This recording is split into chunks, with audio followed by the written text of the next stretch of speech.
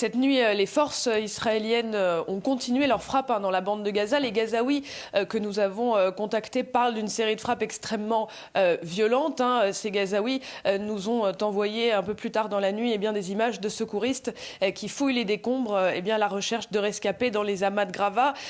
Vous l'avez dit, la maison du chef politique du Hamas, Yahya Sinwar, a été ciblée. Alors il ne se trouvait pas dans sa maison au moment des frappes. Alors ces séries de raids israéliens sont arrivées après que le Hamas ait lancé un barrage de roquettes sur Tel Aviv. C'est quelque chose qu'il n'avait pas fait depuis 2 jours. Ça faisait 2 jours qu'il limitait plutôt la portée de ces tirs de roquettes. Cela a cessé hier soir avec ce barrage de roquettes sur Tel Aviv.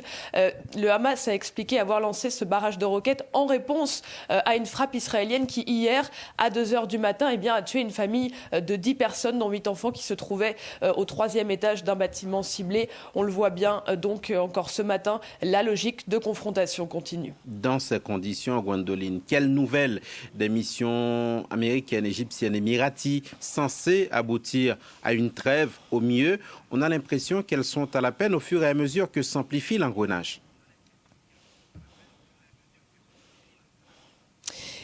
Oui, effectivement, c'est assez compliqué. Alors, vous avez l'envoyé du président américain, Joe Biden, Hadi Hammer, qui est arrivé. Il a rencontré des dirigeants israéliens.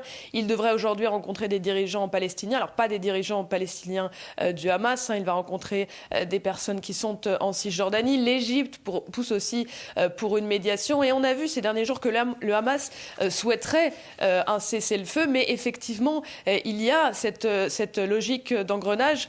Si vous voulez, Israël estime encore avoir des cibles à frapper dans l'enclave. Donc quand il y a une frappe, par exemple, comme ça a été le cas hier à 2h du matin, qui a tué une famille, le Hamas riposte et cela rend difficile l'obtention d'un cessez-le-feu, puisque pour obtenir un cessez-le-feu, il faut que les deux parties, à un moment donné, puissent revendiquer auprès de leur population des gains politiques ou des gains militaires, ce qui n'est pas possible quand il y a une frappe d'importance, il y a une riposte, quand il y a un barrage de roquettes, il y a des frappes israéliennes. C'est cette logique d'engrenage qui rend extrêmement difficile les médiations pour obtenir une trêve ou un cessez-le-feu.